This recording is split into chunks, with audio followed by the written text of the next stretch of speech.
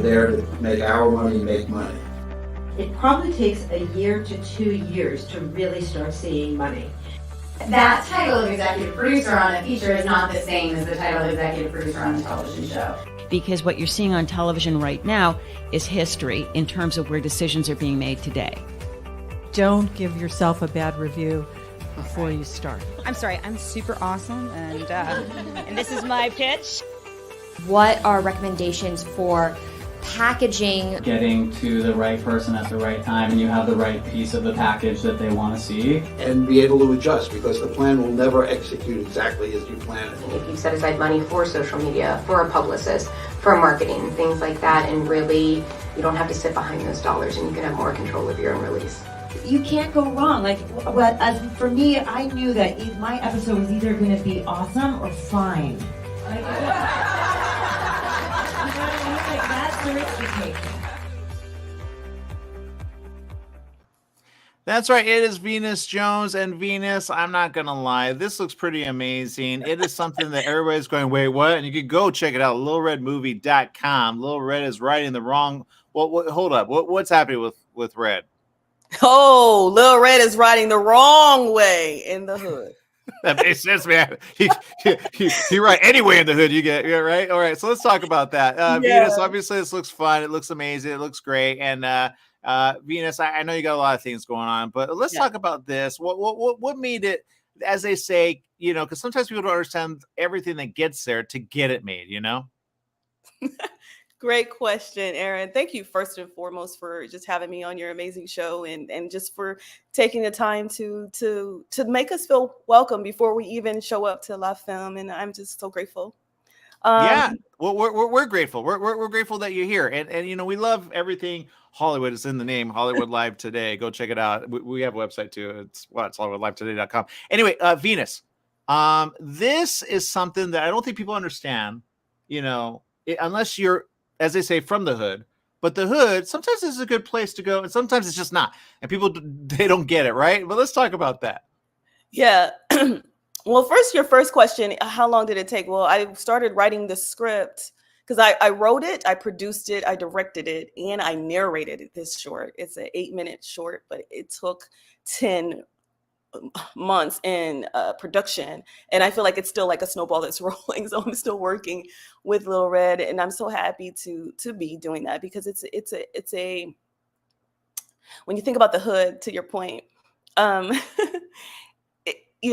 I started writing this thinking like around 2020 during the pandemic, but then I wanted to write something. I was working with Storyteller Academy, and I was working with some of my peers and just trying to get the story special. I have a friend named Christy Wright, who's an amazing mentor and co-writer. Well, not co-writer, but just a fellow writer. And she was like, well, I like what you're doing here. You talk about the hood, but everybody doesn't know what the hood is. Well, this is a hip hop twist on a cautionary tale. We know what Little Red Riding Hood normally looks like. She normally looks like a little white girl, but I turned her into a little black boy, because in some neighborhoods, some of the most vulnerable people actually are Black and brown kids. So I thought, given the stats with trafficking and with child labor issues, I just really wanted to talk about it and use hip hop. So I said, well, how can I be universal? I used hip hop. This is the 50th year of hip hop, but this is not just an entertaining animation that's set to a hip hop beat. It's an educational tool to help parents and educators at a critical age, even though this is a story that's important and about trust that anybody at all ages could talk about. But yes, all of our hoods need to be safe, but they're not always safe. And they're less safe right now. They're not always safe, and we have to tell the kids the truth. Yeah, I had a morning show. Somebody took it, but whatever. But we would cover all kinds of things, and I didn't want to, but it was all like in the area. People don't understand. People get shot. I literally drove through, as you would say, the hood. People. I don't want to say what it is, but over here, it's. I'm not going to say it because they'll see me and they say, we understand. You think you know what it's like in the hood. And I go, I don't know what it's like, but I don't want to be here because it's not safe anymore. It was safe I would say, because I used to actually I used to be a salesperson, and I used to go to some of these areas, and I was like, oh, it's safe during the day. And then during the night, you go, wait a minute. But I'm like, whatever. They understand. I'm Latin, big deal. So now if you're like another, they go, why are you here? But now everybody's shooting everyone, and they're rolling over others, like literally in the street. What's going on? Well, one might say that's America, right? We can't go anywhere. So all of America is the hood. Or somebody wrote a song said the world is a ghetto. I was like, I don't know, because when we say the word hood, it means so much. But when we think about Little Red Riding Hood, we were just thinking about, oh, well, we're talking about the hood, that you put on your head. But then you think about Trayvon Martin, and hood has so much connotation now. But I was like, what do I do with this? And usually, and I've talked to some Like, people, you're right. and they're like no longer in the hood, but they go, I don't want to go back to the hood. I wanted to get out. And that's what it really is about. How do we get out from that? And then if we can, although it's so difficult because, there's so much stuff there that you go, okay, how do we get it next level? Because here's what I say. And we've had so many stories here. We've had so many shootings. We've had so many and I get the protest. I totally get that. Like cops, you need to you know what I mean? Because you would die in the hood. That's what I would say. Because you're not ready for that. But people from the hood, all right? Okay, perfect example. Ice Cube, right? Ice Cube, no. Hood, right? There's some that they go, man, you don't know hood. And then you know it. You go, oh. Right, you don't know hood. Yeah. So I would say get him in on this. He'll be like, I'll do it really good. And then you do like a really good animated, you know what I mean? With Little Red Riding Hood. And then wow. That would be a dream to get Ice Cube to because he's going to keep it. He's going to keep it real, and he's going to keep it street. And sometimes street is hood. It's for me, this really is about more than just gun violence, which is what we sometimes think about when we think about going the wrong way in the hood. This is really about Little Red's bike getting stolen by a high hustling wolf in sheep's clothing, right? Yeah. And it becomes a battle of wits because the main character, one of the main characters is his grandma, and she's very street smart, but of course the person that she's battling is not aware of that. So again, it's about teaching kids with so much at a younger age about betrayal, about trust, about how to be observant, and what happens if you get lost and you don't have a phone, no matter where you are in whatever neighborhood, right? What happens when you run into someone and you don't know who they are and they're not who they say they are? So this is Hollywood. This is yes. This is the tale, the cautionary tale with the hip hop twist, and it's really it's so needed right now. And I've been hearing a lot of people praise it. It's already won best animation in Portugal. I haven't even had my world premiere yet, but it's doing very well. It's been picked up by a lot of different festivals already. It's made quarterfinalist in Canada, and and I haven't even premiered it here in my own hood, my own backyard, which is America. So I'm doing my best to get it out. I'm super excited to be able to be among so many female filmmakers, and having it be one of my first official releases being in Hollywood. Okay. So I'm excited about it. It's a little hood. It's not as hood as hood. I've been to hood. All right, I've been to hood. Seriously, and yeah, you know what I did? I created my own urban dictionary for this too, because I wanted to make sure that we're culturally responsible with this piece. Because some of the language that I'm using, some people might not get. But what I love is that hip hop is universal, though. Yeah. And that's why I chose it as a vehicle to educate and to entertain. Well, and I'm glad you said that. And I guarantee it, hood people are like, I don't care about, education. I care about getting out of the hood, right? Because you get stuck in the hood. I know people that have and usually it's something like it, because not going to lie. And I said this to someone and they said, I'm about that now. I get that. And now they're promoting it all around because they're a celebrity. But they said, look, I don't think people understand what it's like. And I said, what do you mean? And he said, well, it's simple. Right? Like people, when you're in the hood, they don't understand you guys do what's in because you are all rich. I go, yeah, but of course they're rich. He goes, yeah, but you don't understand. What they are is they don't want to help us because they never want to say it. You are po in the hood. You know what I mean? Po people. Yeah, pull people in the hood. That's why hood, I say. But then I say, look, they survive, so they're really good at surviving, right? And they know how to survive, so they will shoot you before you shoot them because everybody has a gun in the hood. That's how you know you're in the hood. Now, if you're not in the hood, no one has a gun, but even grandma has a gun. I know, right? Yeah, I think if you do something with this, keep it going with Little Red Riding Hood, but have grandma have like a gun at some point. Yeah, where she because like, in the original tale, the grandma gets eaten. yeah, but this one she shoot the No, hood member. She she go, doesn't no, get I'm about that. You know what I mean? I'm going to tell you, maybe that's a spoiler alert, but she doesn't get eaten in this. Because she hood. Hood people understand hood people. Hood people understand hood. You know what I mean? Right. You understand hood. So there you go. That's the answer. Anyway. So yeah, I mean, again, just because you're poor doesn't mean you're not smart. And sometimes the more you're aware of what happens in every neighborhood, you can be more aware, and you can teach children how it's important to have not just book knowledge, but to have street knowledge and to know the difference between,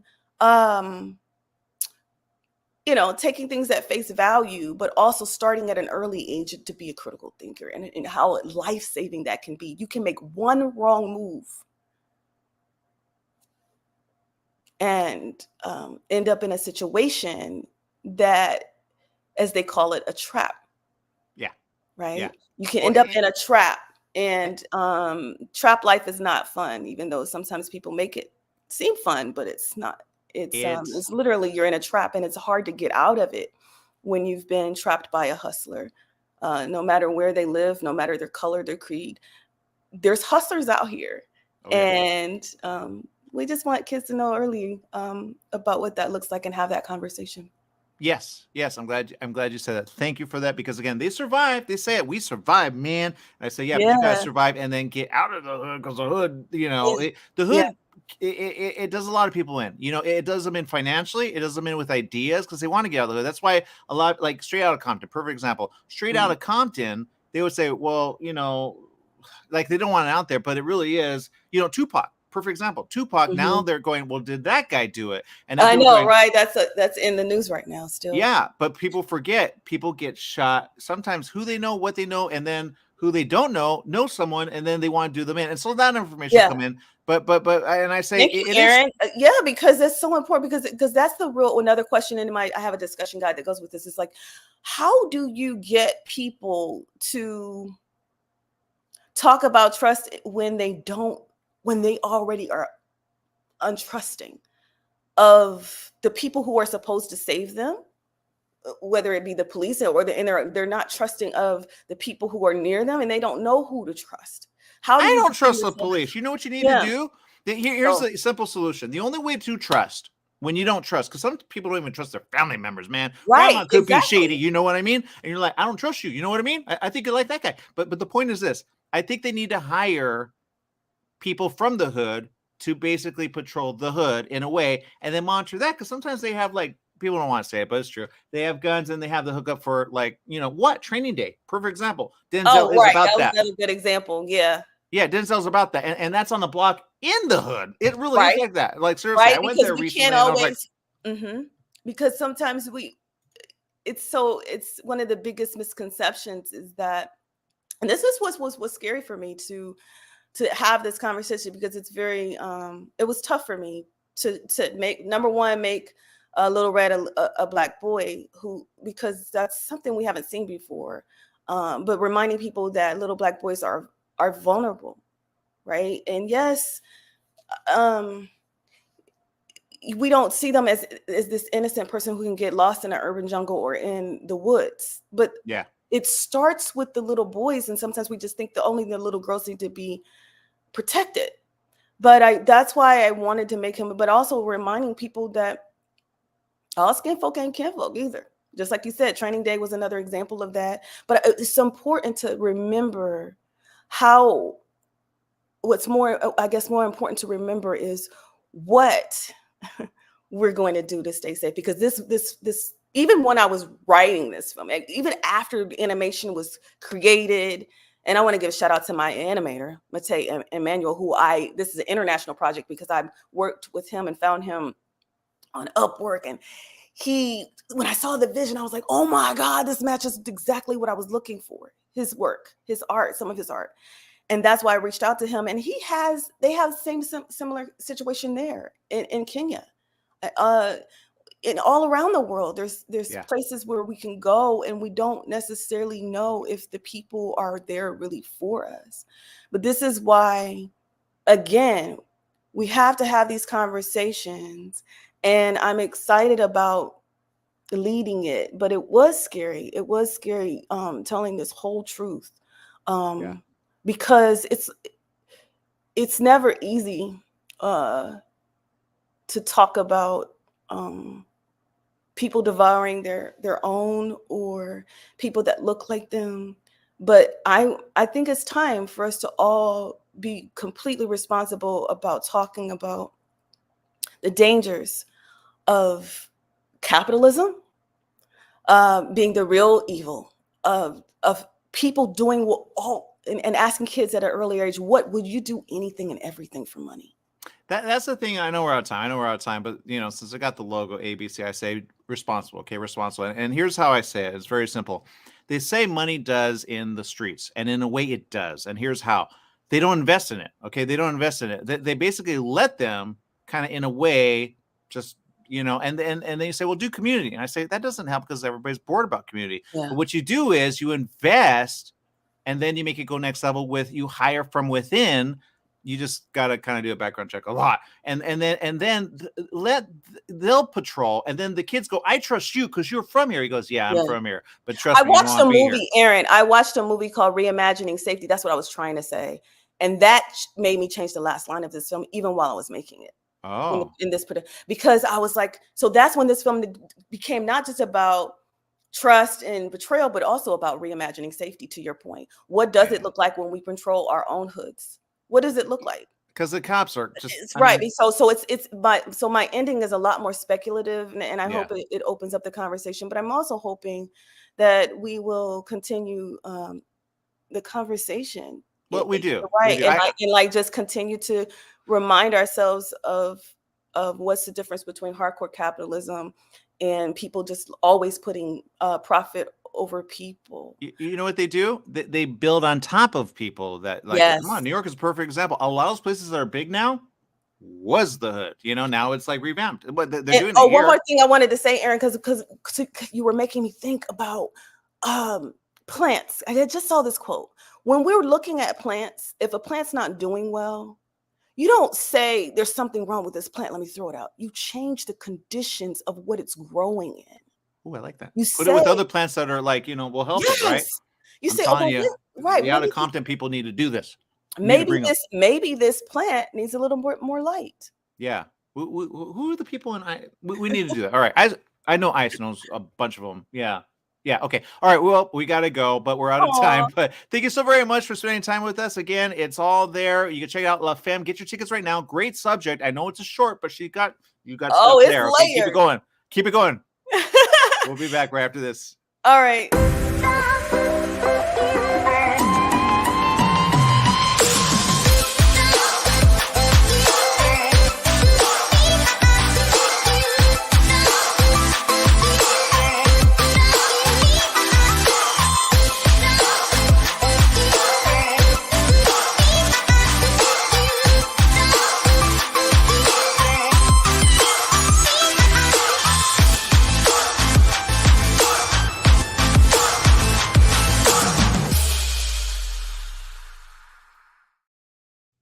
Monique Matthews is with us. Monique, look, I understand you got some things going on. I'm looking at it. Birthing Justice, and I don't think people well, tell me, first of all, because it's never the title. Every time I try to guess it, it's never the title. What's it about, Monique?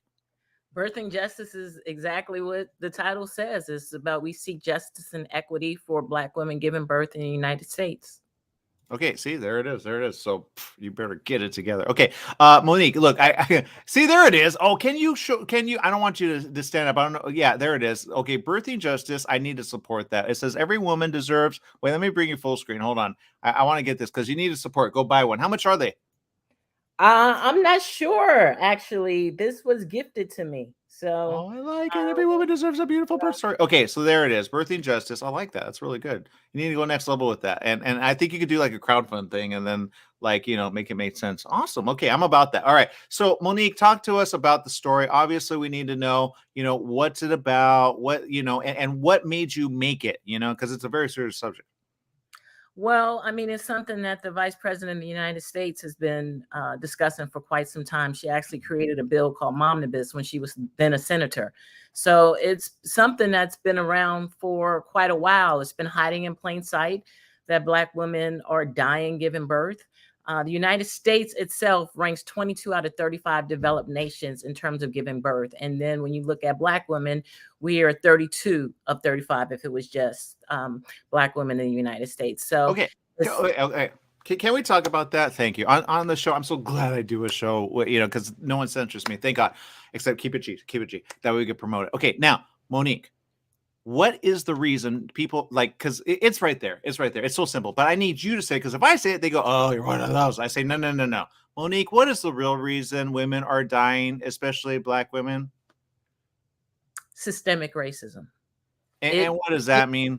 So here's the thing, right? Because you hear racism and it can be like this catch-all phrase that's just kind of like the boogeyman, and you don't know quite how to quantify it, right? Yeah, it's a simple word that can mean a lot of things. It's loaded and you don't know what it means. But systemic racism, they did a study where women from Africa gave birth, and then when they came to the United States, they then had the same, and they had very high successful birth rates in Africa. But when they came to the United States, they had the same low birth rates that Black women who have been living here for generations have had. So we know that there's something in the air that life isn't necessarily welcomed in the United States.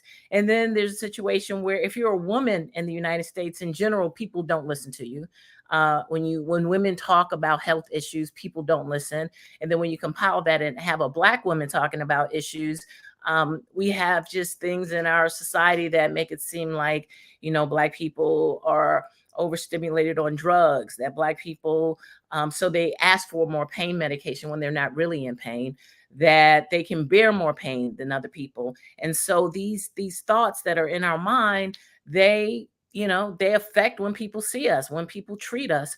And so that's what we mean by systemic racism. It affects nearly every area of our lives, because educated Black women who have not only a college diploma, but a master's degree have more difficulty giving birth than a white woman who does not have a high school diploma. Okay, I'm going to throw this out there. People are going to hate me for it. But, okay, my mother recently, I posted on my Facebook, go follow me, go give a like. My mother passed out, okay, all of a sudden on the floor, okay. I heard a thump, boom, she was there, right? Evidently something with blood sugar or maybe a pill that she was taking, okay. Now, I'm not going to lie. We had a conversation like weeks before. And I said, Ma, if it came to it, because, virus is still around, whatever. If it came to it, what hospital you want to go to? And there's a hospital right in the area that she's like, I do not want to go there. I'm like, why? She goes, I just don't like it there. And I go, okay. Because in a way, that hospital is just not right. Okay. And there's some hospitals that just are not. And it goes back to the last interview, which was you're not investing in certain places. And I will say, there are some hospitals that are really good, but sometimes the doctors are really, I don't know what's going on there. But here's the thing. We went to Arcadia, okay, and that's out of the area. I was able to drive her there. Now, they did a really good, it took a lot of time. But and I think you could put this here, okay, Monique, and people are fighting me. I don't know why. For one hospital stay of a day, how much do you think it was just to treat her? She didn't even get surgery for one day. I have no idea. $30,000. We saw the bill. $30,000 for one day. Now, and you say, well, what's happening at the hospitals? I'll tell you. If they charge $30,000 at Arcadia, you go, well, that's a rich neighborhood. Yeah, but how much are the other hospitals charging? And is Medicare and or financial, whatever, because I guarantee insurance companies are not going to pay, because they're saying, whoa. So they say, wait, it's a healthcare problem. I go, well, it's a healthcare problem. And I know you don't want to use the R word, so use something else, but you are here. And they say, well, they're poor. There you go. Thank you for letting that out. It's because you don't have the money because if I took a lot of those women to Arcadia, I guarantee they will give birth and they will not die because they have good, and they're actually tied with USC, and those people are very smart. But that's why I was all right taking her there. But at Garfield, I think she would have died.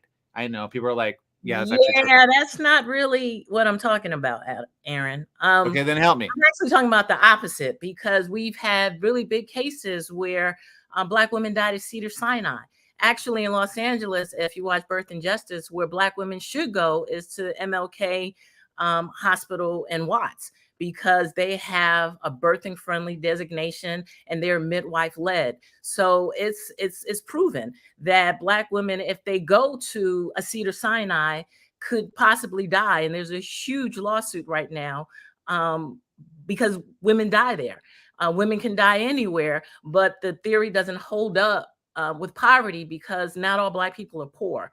And when you make that, just that kind of a analogy, it lumps people together. And I personally, I'm from St. Nicholas Projects in Harlem, and I never had a gun. My grandmother was a school teacher at the local neighborhood. So I heard your prior thing, and that just did not ring true with my experience. Yeah, I get that. And I understand, because it's all, yeah. And here's the thing, and I'm glad you mentioned that, because my sister did go to Cedars-Sinai, and my sister's special needs. Okay, she's disabled, and the home that takes care of her are all, but here's the thing, and I have a question on this, and maybe you can help me with this then. Did they do like the math on, like, let's say Cedars-Sinai, and you do the math on, women that obviously, like your subject, and then all the others? Because I'm not gonna lie, I thought my sister was safe there, but now I'm kind of going, wait, maybe she should have gone to, and I've gone to Martin Luther King, and they took care of me right away. Well, here's the thing about Martin Luther King Jr. Hospital. It closed down and it reopened. And it's, like I said, it's for women giving birth. It's a specific midwife-led hospital, which is something that we are looking for. Cedars-Sinai is an excellent hospital. I use that because you said you had the reference of Arcadia Hospital, and thinking that if Black women went to a hospital that had more resources, that they would fare better. And I was saying that that's just not correct. And I use Cedars as an example of that. I don't think MLK Hospital may be the best for every particular thing.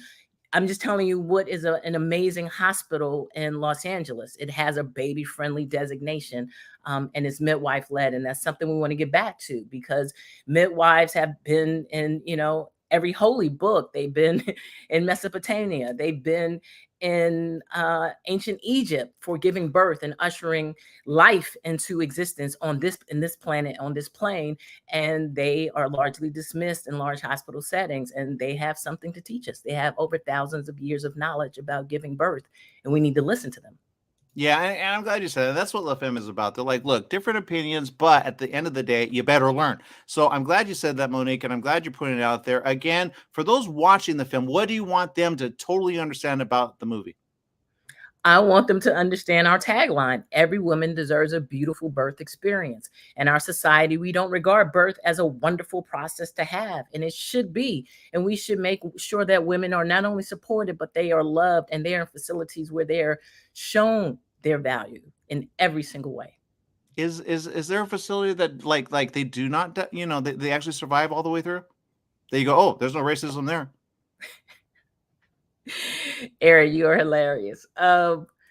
People give birth. What we're focusing on is making sure more women have a beautiful birth story and healthy story. I can't get into racism. Is if it's in the air, if it's in the ether, then it's something that we breathe. I don't see oxygen when I breathe it, yet I am affected by it. I can't live without, inhaling it. So it's like that. So to say, oh, I can go to this hospital and I can give birth and I didn't die. That's not really, that's such a simplistic deduction and reasoning of what is happening here. That's why we go to 4 different regions to track what's working. In terms of being an African-American, it's like you're always defending, because there's always some victimization happening. Yeah. So what works? What works, Monique? So that we can have justice. If you were the one who changed the world, and you were the president, or you were the person that made it happen, what would you say works based on what the research that you did?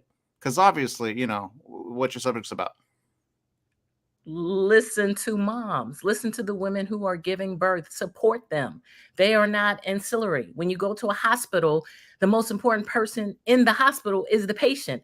People have jobs because of patients, yet everyone else at this point is more important. The doctors are more important. The healthcare insurance representatives are more important. The people who are working anywhere in a hospital, hospital executives are more important than the patient. And we need to get back to making sure that we save lives by valuing who is the most important.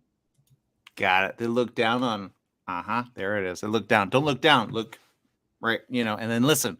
Good job, Monique. Good job. Okay, thank you. Okay, we go check it out. It's all there. It's LA Live. You can check it out right there. You can also please support, buy a shirt or do something seriously and get the word out. Because seriously, I've had that seriously, but not in the way that you've had it or mothers have had it. So good job. Thank you for bringing this full forward. Thank you.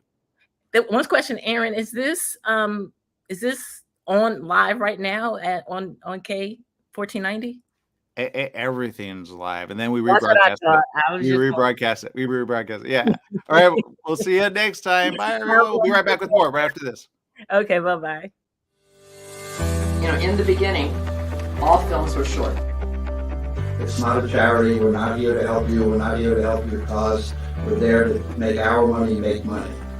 It probably takes a year to 2 years to really start seeing money. That title of executive producer on a feature is not the same as the title of executive producer on a television show. Don't give yourself a bad review before you start. I'm sorry, I'm super awesome, and this is my pitch. We're here with Betsy. Betsy, oh man, you got some things going on here. Gloria Gaynor, I Will Survive. It's a feature documentary. It premiered at Tribeca. I'm so glad you're bringing it to us here at La Femme. Some people go, wait, well, do they just take anyone? I go, no, they don't just take anyone. Seriously, if it's good for them, it's good for us. So let's talk about it. For those that haven't seen it, there's a lot. What do you think they should kind of like get from it? Well, Gloria Gaynor's iconic as a singer, but it's really about somebody who used faith and redemption in second act, and it's never too late. And it's about not just surviving. She's known for I Will Survive, which has, I think, almost 1 billion streams on Spotify. And she's taken it and now teaching people how to thrive and live their best life. I love that. And you know what, and thank you for bringing it again. I always say, and sometimes people get kind of bored with that, so maybe I'll change it up. It's when you make a documentary, it's difficult. That's number one. But number two, when you make it about a subject that people are passionate about, and you go, wait, I know the person, or they know, as you say, like the words, they go, well, I didn't know that. What is it that people take away from this that they go, oh my God, I get it now? So much. I mean, I followed Gloria for 8 years, and I met her at 71 when she was told when she was a kid she couldn't get a college degree. She didn't have the money. No one told her else. And she got her degree. She started it at 65. She was broke at 65 and restarting her life. And she's been through so much, but she has a strong faith and a purpose. And she also wanted to make a gospel album, which we followed, that nobody really wanted to give her a chance. It's, ageism, it's a number of things, but luckily she has the strength and she still tours around the world, and she's an amazing, iconic person that we can all learn from. I think it's funny, she's smart, and she has a message, and I think through the film you'll see the message. Okay, and again, it's Gloria Gaynor, I Will Survive. It's something that you could check out right now and go get tickets. We have the link. We're going to go ahead and show that. Betsy, look, putting a project like this, it takes time, it takes effort, it takes money, it takes just a lot. Some people go, do you even have a day job? And how do you keep it going? You know what I mean? Well, it was, I have a production company, and I did this as a labor of love. We self-financed it, but we had our team is great. It's a small team. Our editor actually won the Emmy for Best Editing this year. He's done a lot of amazing music documentaries. And, I think Gloria was like, for all of us, she changed our lives. So working with her really helped us know that we could complete the film and we could do what she's done. And she just turned 80. She just sang it before 60,000 people, and she's still touring, and she's, still recreating and meeting her goals. It doesn't matter how old you are or what people tell you, you can still do it. And that's how we felt about the film. We're going to finish it and make it the way we wanted to make it. And how many, I'm always, because there was and I was part of a project, but it never got done. And I'm like, But I'm like, do we have enough footage? And they're like, no, we have enough. I go, my God, that was days. But yeah, sometimes it's like when you look at it, you go, how much footage do we need? And then you have to go get the interviews. You have to get everything done. How many days from like the moment you said, okay, we have a camera on the field to the end? And then how do you put it together at the end? I think that's the hardest thing that people have. I know documentarians, do a lot, but people don't understand how much it takes to get there.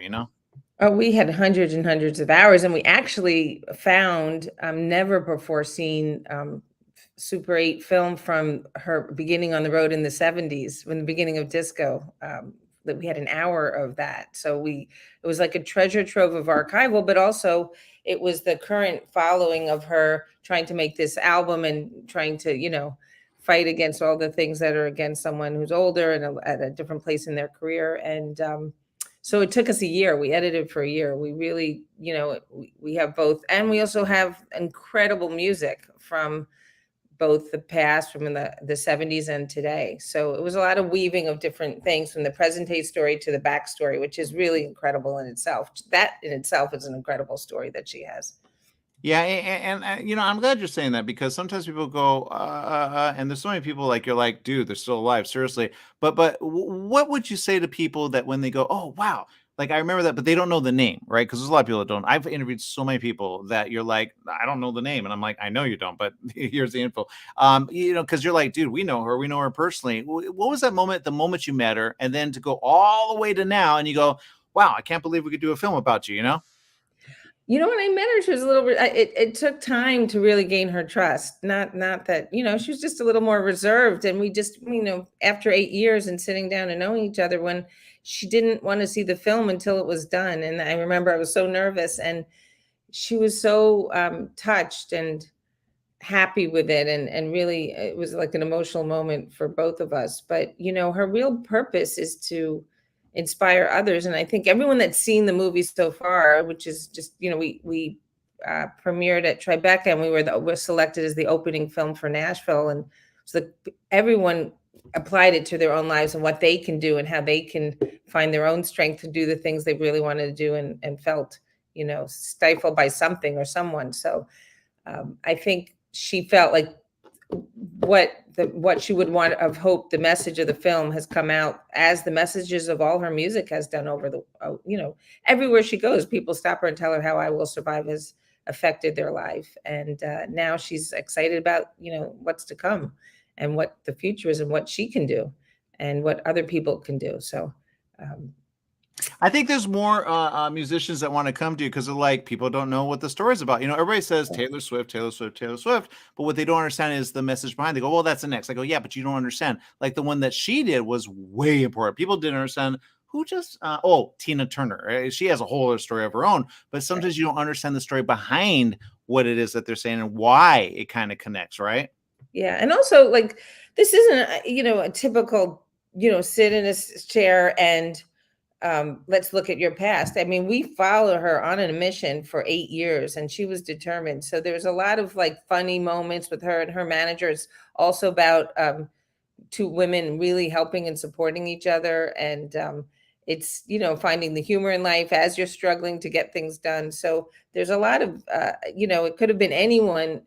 She happens to be this an amazing world-renowned musician and singer, but it was also just the things that she did from the moment we were with her. On top of everything, her life was from being poor and living in Newark to other really tragic things she had to go through to get to where she is today.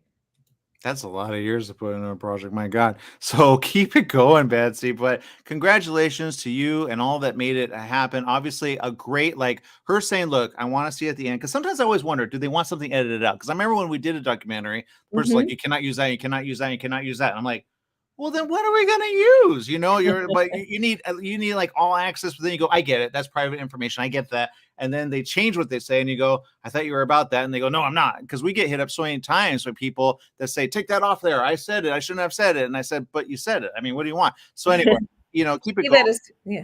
She let us do everything. We had access. I mean, she almost died in a surgery during our pursuit of, her pursuit. And she didn't tell us to never be anywhere. She was just an open book. And I think it comes through in the film, and it comes through for people to really like see the authenticity of who she is. And also it's really a film for everyone. It's not just about her. It's about all of us in a lot of ways.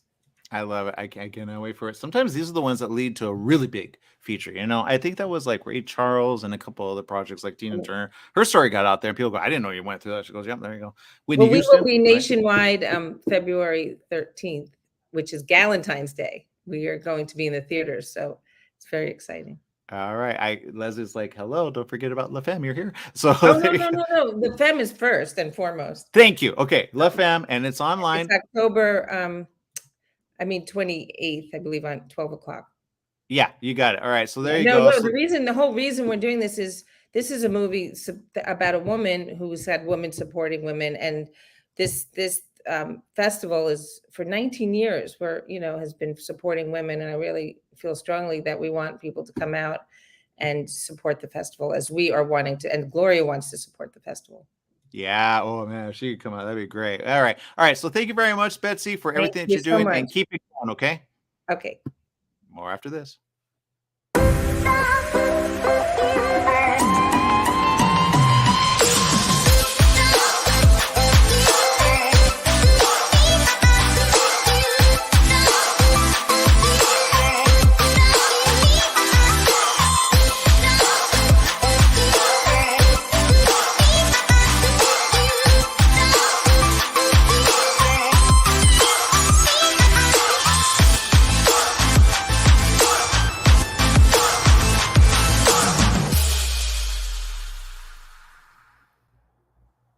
We have with us Charlie, and Charlie, is it Charlie or Charlie or Charlie or Charlie? Or Charlie? It's Charlie. Charlie, okay, Charlie Bellarose, thank you for making it with us. Look, and I love this. It's inspired by a true story. Well, I'm not going to say it because I keep saying people say it's not pronounced that way. So can you say the way it's supposed to be pronounced? Jacques. See, I would have said something else. All right. Right. It's always a thing. Because I know. French Jack, yes. Yeah, because I have people that their maiden name is that. They go, "We're French." I go, "How is that French?" Oh, I get it. Okay. So this is based on a true story. What's the story, and how did you make it like, because I mean, here it is, La Femme. Right. Yes. Well, first of all, thank you for having me and for screening Jacques, the short. So the story essentially, it's a love story. And it's about it's a whimsical and quirky tale about a neglected stray pup who finds refuge in the arms of an eccentric young woman, and he grows extremely attached to her, and he'll do anything to keep her all to himself. Okay, well that sounds interesting. And when he keeps her all to himself, what does he like? Like, where does it go with that? You know what I mean? Because I haven't seen it. I haven't even seen the trailer. So, I mean, I don't want to give too. I don't want to give too much away, but he's very jealous. Like he's a jealous little guy. So, the main character who I play, one of the main characters, because it's me and Jack. I end up getting a boyfriend, and that obviously changes the dynamic of our relationship. And Jack is not too happy about that. So he decides to come up with an elaborate plan to get rid of the boyfriend. I do not. I get that. Okay. I almost don't want what. Okay. So does the guy know that, knowing like, okay, wait, you said this is based on a true story. Who like, maybe you could say, maybe you cannot, please tell me it's not your story, because I can see that. Like, how did you cast that? Let's just start there. It is a true, it's based on a true story. Obviously not everything is real because, again, I don't want to give the ending away. So let's just say that, the ending is not real, but the love story is real, and the relationship between me and Jack is real. And the reason I say it's based on a true story is because Jack, the dog that actually plays Jack in the film, was the dog that I started looking after. This was like 3 years ago. And the reason for that was because he was being severely neglected by his previous owner. And so I kind of took him in, and him and I just developed this bond. And, he grew extremely attached to me, and he was so smart and, just the sweetest and such a little character. And I noticed that he would get so jealous every time I, had a boy around, and I wanted to write a story about that. And it's a comedy essentially. So, it's purely for entertainment purposes. Yeah, obviously. I'm trying to look up the video right now to see it. Again, and I got questions. I got questions. But okay. Look, when you put it together, oh, how long is this, by the way? So it's about 11 minutes. Yeah, Okay. it's an 11-minute short. Okay, and I've been asking people, obviously, even though it's a little, you want a lot, obviously. But for people that watch it, what is it that they take away? They go, oh, wow.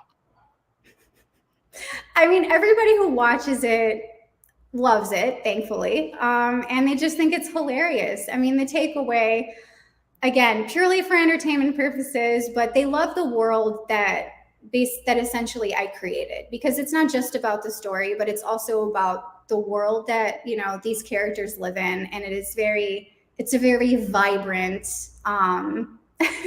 very colorful world. Let's just put it that way. Yeah, I'm looking at the trailer. I'm glad I brought it up. And for those that don't know, it's there at La Femme. Go check it out. But I'm looking at the trailer and I see it looks like a music video. Not gonna lie. And the little dog, he's so cute. I thought you were talking about a human. Not gonna lie. Not gonna lie. So when you said that, I was like, oh. But this is a cute dog. Yes, he's adorable, and the story is narrated. So it's very much like, like a once upon a time sort of feel to it. And that's kind of what I wanted when I created it. I really, like I said, I really wanted to create something whimsical and fun. And at the same time, a little ridiculous. And yeah, I mean, I feel like I pretty much nailed it with this one. I think you did. And I see a little, and it's kind of like it stops on that. There's a guy. So the guy is a dog, is he a good guy? I don't want to give away because I don't even know. That's the thing, I guess you'll have to find out once you see the film whether or not he's a good guy. But because I agree with the dog. He's so cute. How could he be wrong? You know what I mean? At first I was like, oh my God, he's obviously that kind of dog. But I thought he was a guy dog, not a dog. They're so cute. Guys should learn from this type of dog. You protect. I think you protect, right? Oh yeah, for sure. Okay. Absolutely, 100%. I want to see him in a film. He's so cute. He's so cute. It looks like a music video. What was the inspiration for the style? Because it's definitely a style, and I do want to see it because I think there's some artists that are like, I want her to direct my, Yes. Well, so actually, I mean, I was really inspired by, I love Wes Anderson, his style of filming. And then Jean Genet, which he did Amélie. I don't know if you know that film. I do. Yeah. So, those two directors really inspired me for this film. I wanted to create, like I said, something that was very dreamy, very colorful, even down to the set. It took me 5 months to find the house that we shot in. It was just me scouring the internet for the right place. And eventually I finally found it. But again, I just wanted something, what I wanted was the set to really pop off the screen, the set design, all of that. And I really wanted to shoot in the desert. So yeah, we made that happen. Well, you know what? I'm glad you did it. And some people go, why did they do a short? And I go, well, it's simple. It takes a lot to get there. And there's a lot, you got to do it again and again and again and again. I say just keep because we have a script that it's already been worked on. They did a first one. They want to do a second one. But I think it's the cast. They really want to hold to the first. And I don't think they're ready. But I say, just leave it on the animal and then let it go. But you have some cute scenes here in the trailer. And so I guarantee you're going to love it because that dog, he's a star. Does he have a future? Because I think you could put him is there a list of dogs that are possible for other movies? Because we should hire him. Is he how much money is he worth? Is he your dog or is he a dog? No, I mean he is, he is my dog. So I mean technically he's free, which is great. Even better. All right. Cast him. Boom, done. Exactly. But it's funny because he's not a trained acting dog. I mean, he's just I don't know, he's a natural. I can't even explain it. He blew me away on set. He blew everybody away. Anybody who sees the film, everybody thinks he's a trained acting dog. I'm like, nope.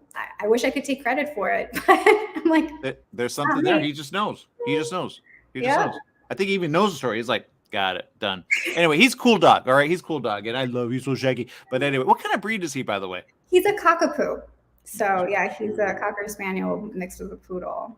Yeah, even that doesn't describe it all. He's so cute. Okay, anyway, Charlie, thank you for spending time with us. Congratulations on that. What's next? What's next? Well, actually, I'd like to turn it into a feature, so I'm working on that right now. Okay, there you go. All right. I think you should do. There's so many animations here. You could have him voice it when he barks. He goes, "Woof!" But if he has a voice, is there a little girl like? Because he could have like a little girl. Would you let him have like a little girl? You know? Why not? You know, I mean, that's the thing with these kinds of films. You can do anything, right? I mean, Yeah. it's up to your imagination. So.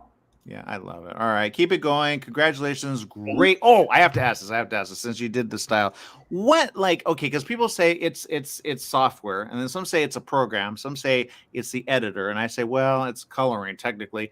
But how did you get there? Because you mentioned Amelia. Amelia is it's got that it's a people say it's not a French thing, but it is a French thing. And the way you said it, I'm gonna mispronounce it, Jacques or Jacques. Oh, that was good the first time around. I'm trying. But Jacques is really more like all around the world, because then you go, wait, there's Mexicans with that name? There actually is. There's a mix of your but people go, no, that's French. And I go, well, in a way, it's a little bit of everything, because I've met Jacques and I know Jacques.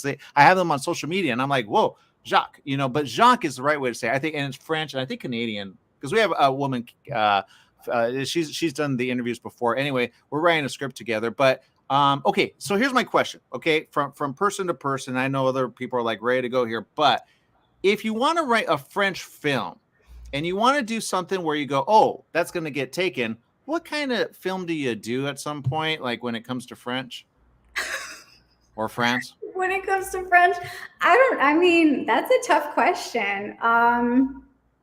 Quirky, I feel like, if you got a quirky, I don't know, French people are quirky, Amélie was very quirky, if you think about it, you know what I mean? And the style, it has a very specific style. Yeah, I mean, I like that. Sexy quirky. I think that's the ticket. That works. Okay. All right. Awesome. Thank you so very much. And thank you for bringing it to La Femme. Great job. And I can't wait to see you at the premiere. Okay. Thank you so much for having me. All right. More right after this. Stay tuned.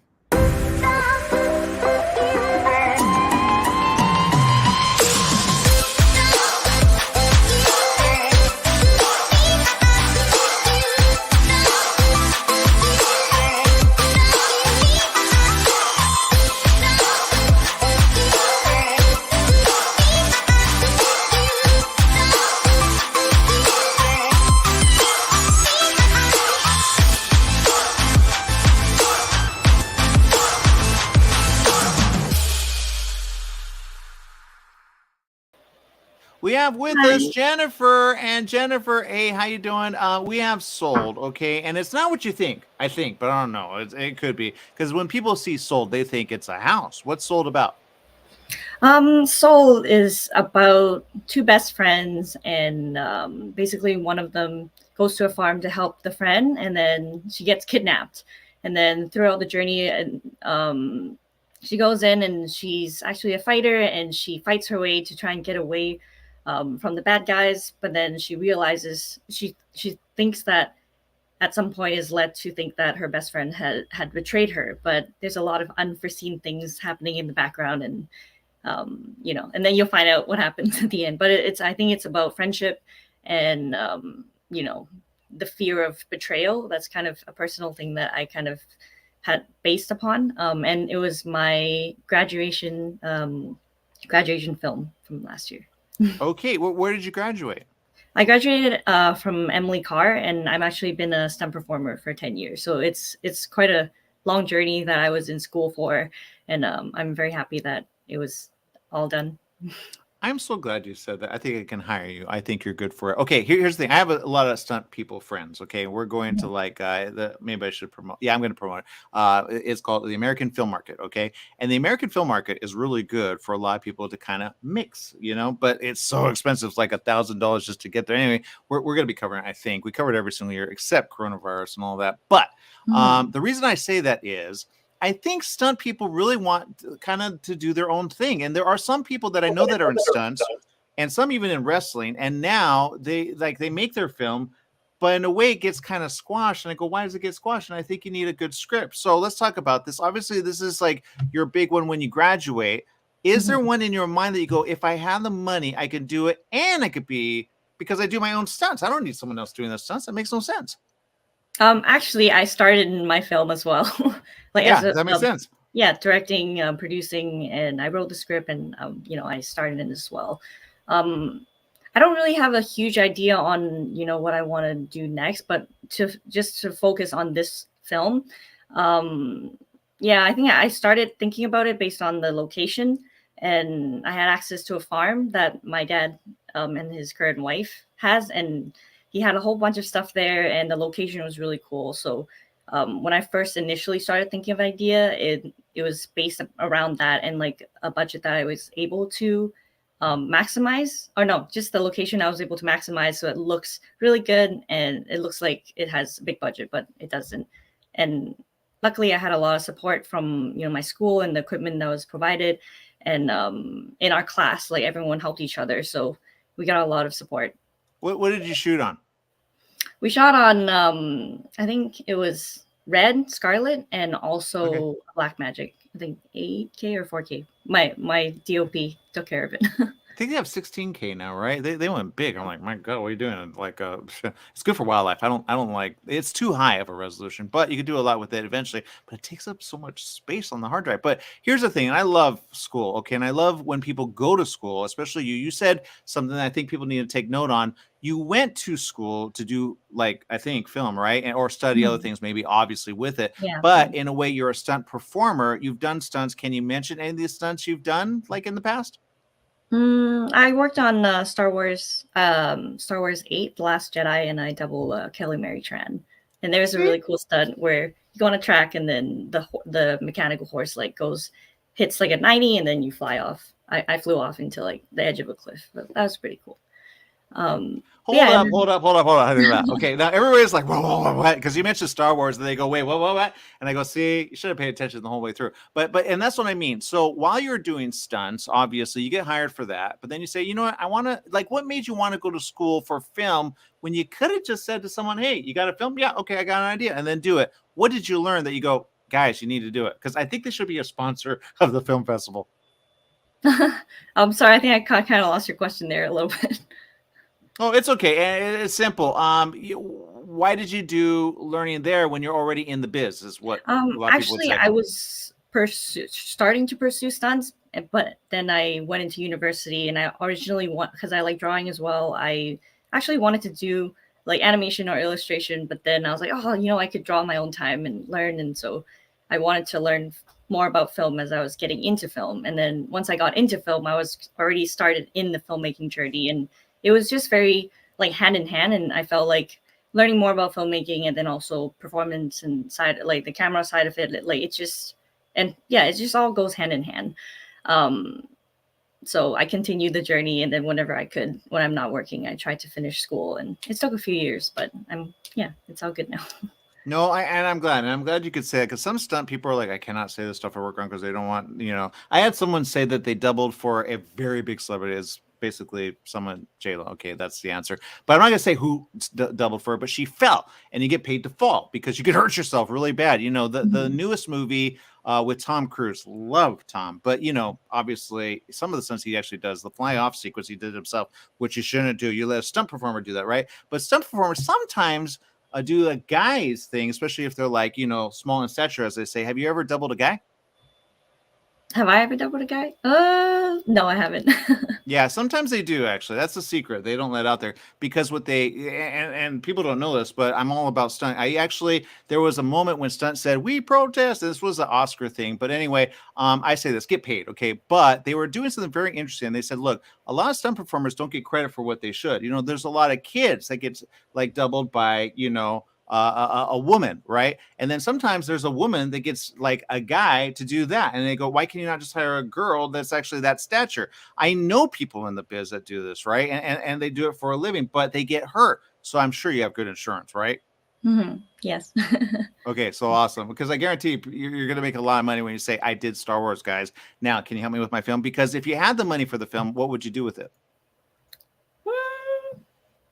Probably, I don't know. This is very contained, but I would probably make a different idea with more people involved, and just with the team that I trust. And I would I would put more money into it, I guess. No, that makes sense. That makes sense. Yeah, because you got, yeah, I get that. All right, Jennifer, thank you very much for spending time with us. I have no idea who that other name is. Brendan, who's Brendan? Brendan is my husband and also the fight coordinator and choreographer and stunt performer, one of the stunt performers in the film. Okay, you Yeah, fight he's with corners me are in very this. important. They're very important. They're very, Brendan, I don't see you, but I guarantee we can hear you. Can you just say hello? He's here. She's like, Hi. there you are. Okay, thank you. She put you right there. I'm like, hello. People are gonna be like, did we X he out? Anyway, good job. Keep it going. And before we let you go, people don't understand fight coordinators. Fight coordinators do something that other people don't do, and it's very important. They put together what you see and as the end result. And sometimes they do it on the cuff. They don't even plan that, right? Yeah, that can definitely be the case sometimes, especially for smaller productions that don't have the time to have a rehearsal day. Yeah, we'll just do it on the day, and we have to try to take into consideration the ability levels of the performers and of the actors, try to, put together something that's going to make them feel comfortable and make them, most importantly, like feel good about their performance on camera, because sure, you could make a really complicated sequence that someone else might look good doing, but if that actor or that performer doesn't look good doing it, then it's a moot point. You haven't done your job. I like that you said that. And people, like, I've seen awards, and here's, okay, I'm gonna put this out there, okay? I've done it before, but nobody listens. Oscars or anybody who gives awards needs to keep the stunt people in, like, because they give awards to everyone else, but they leave the stunt people out. They say it's a community. It is a community. It's a tight community, right? You know everyone. I guarantee we know the same people. But the point is, I've been on a set, and it was a student film, and they hired someone who does stunts to do the choreography, right on, like right there. And they did it, and I go, that's so like not real, but you don't want it to be real because people are contacting, and when you contact, you go, I now do not have any bone there because you chiseled it. Because sometimes people don't understand, right, Jen? You are tough, right? Pretty tough. We actually had a really crazy, we shot in the middle of winter in like November, and we had 3 days to shoot for the farm location, which is majority of where the shooting went on, and we had rain on the first day and then really sunny on the second day, and then hail and snow. It was just really cold. Everything was freezing, and it was pretty tough, and a lot of rain and a lot of wet, and all the equipment and stuff was soaked. Like it was a pretty hard experience, but we had a good team, and we tried to stay positive and really focus on like just the experience and keeping everyone as comfortable as they could, and and then whatever we were able to put together is like the bonus, and I'm happy that it turned out well. And exactly to Jennifer's point, it's one thing to do anything when you're in a nice, contained, warm facility, but when you're out there in the mud and the rain, like it does add like a whole new dimension to things that makes it a lot tougher. So even things that are really simple become really hard, and with the long hours on film sets and stuff too, it's a whole thing. Well, I'm glad you said that. And like I say, I have friends in stunts, and I've learned a lot about stunts. Don't do it yourself. Let somebody else do it. And if you do it, don't ever get hit, because proximity is important when you're, doing that. And if like you did, Jen, for Star Wars, I'm going to stick this because I love Star Wars. I saw that. and people, you go, that's me. But you kind of keep it silent. I don't know why, but you say, that's me. And then you need to do a reel of that, because then when you want to get hired, they hire you on, and they hire you on a bunch of stuff. I guarantee, I wonder if they're going to go on strike. But here's the thing, because you guys get taken advantage of. And I know old timers in the biz who used to do like John Wayne stuff, and they got hurt doing stunts, and they never had anyone for them. You know what I mean? So good job, you guys. Thank you. Thank you very much. Thank you so much for this opportunity. And I'm absolutely. very grateful and very excited for my film to be screened at Femme. Yeah, keep it going, okay? Keep it going. All right, we got more right after this. Stay tuned.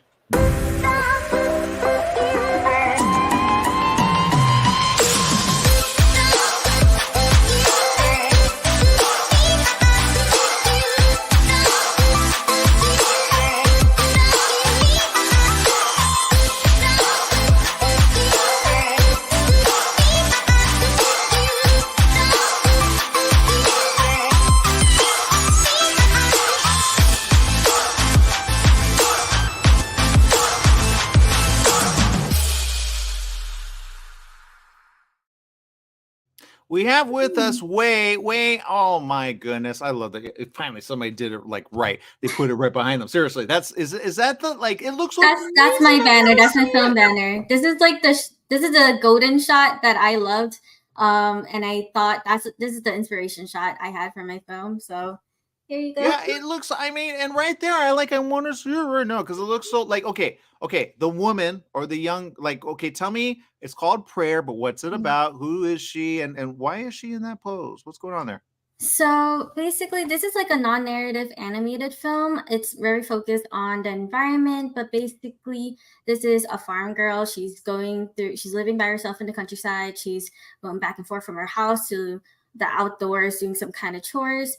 And she's always doing this throughout all the seasons, even through the winter. But every single time she comes back, right before she comes back into her house, she looks somewhere on this big hill.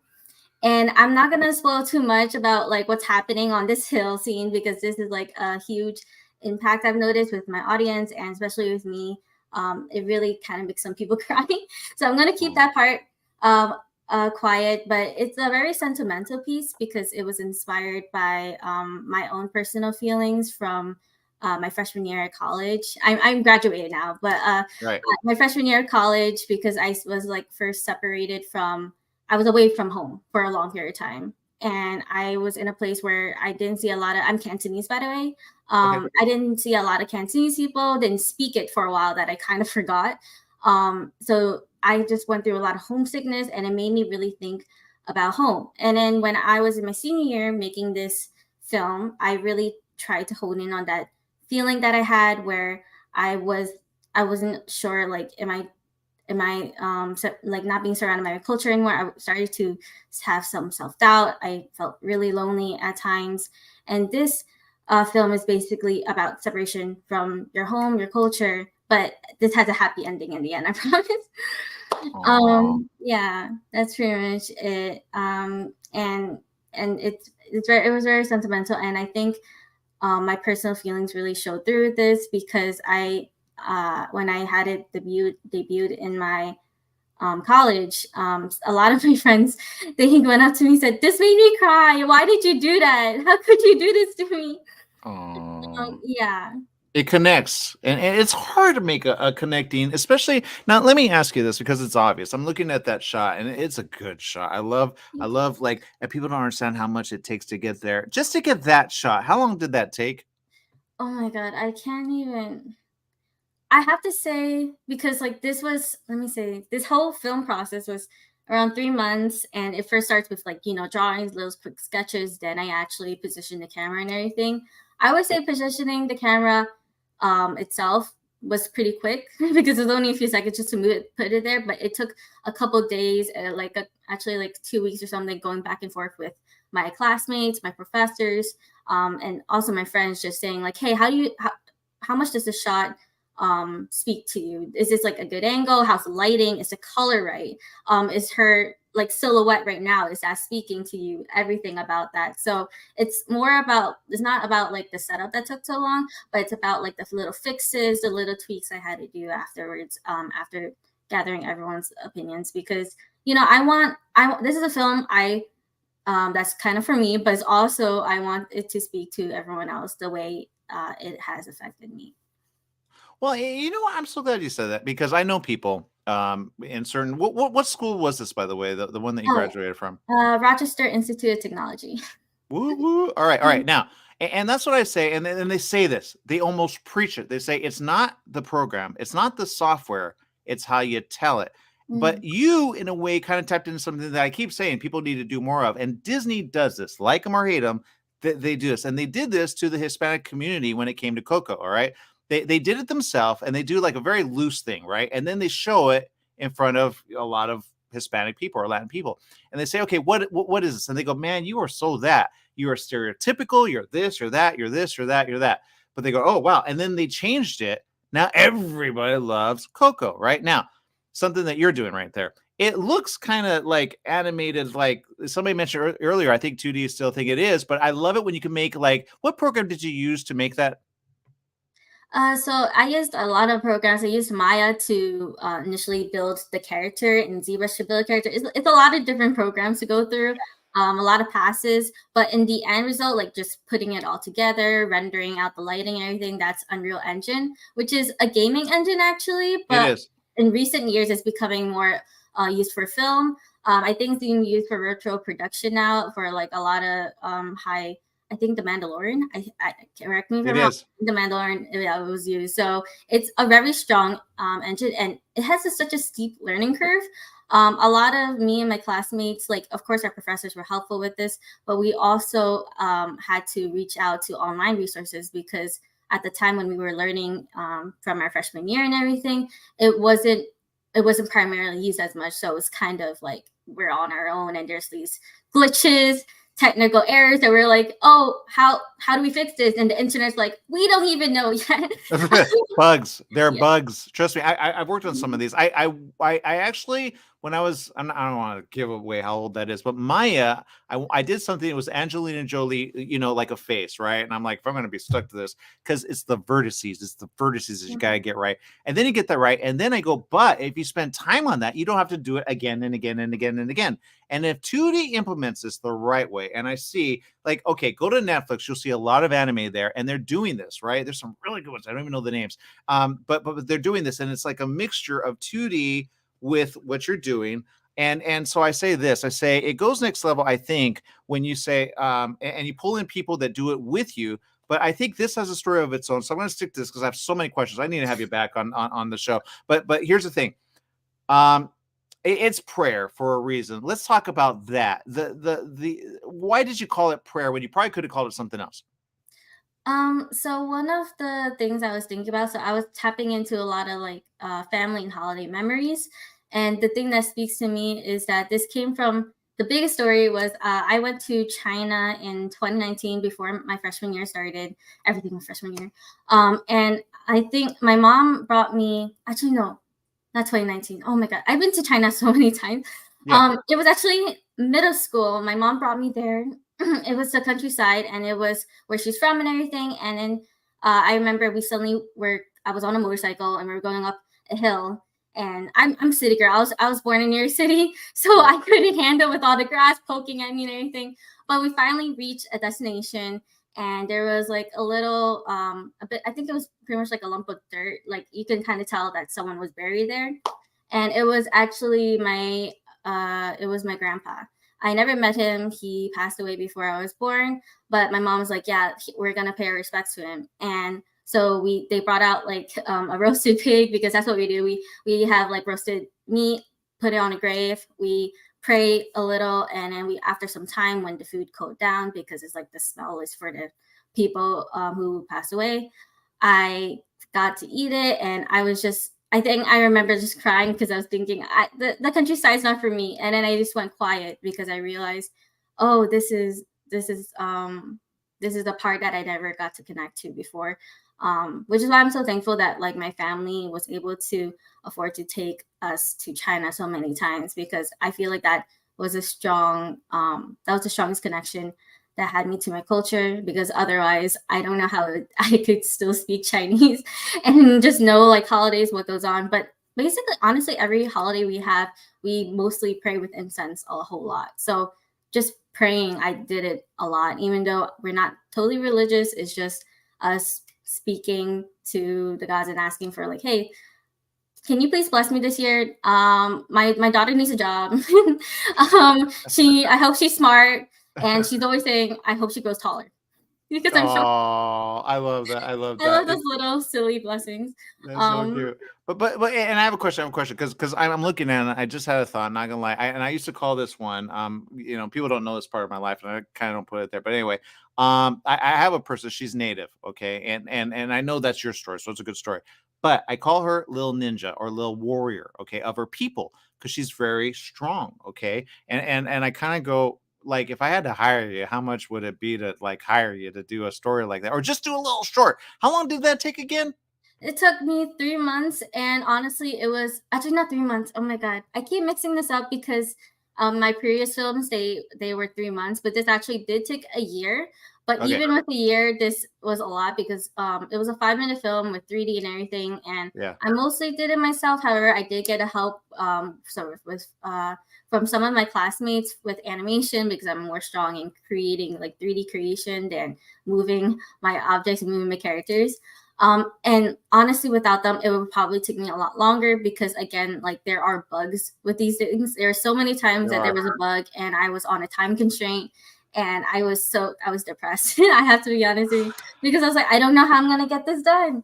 I know it It's more than you know. I know it more than you know. It's crashed on me, but then the bugs, they keep updating. You go, don't update it, keep it the same. But here's what I say: keep the asset, okay? Because you took a lot of time with it, Yes. and then just as they hate the word repurpose, but you redo it again, but you use it as a model, and then you go next level with it, and then you put in another program, because I guarantee there's gonna be more programs. Unreal kind of is in a way what everybody's using, but I guarantee there's something coming out around the corner, and then you can use that. We should have they sponsors. Seriously, I gotta talk to Les. Anyway, the point is this: keep it going. I guarantee you have a story. Do it as a book as well.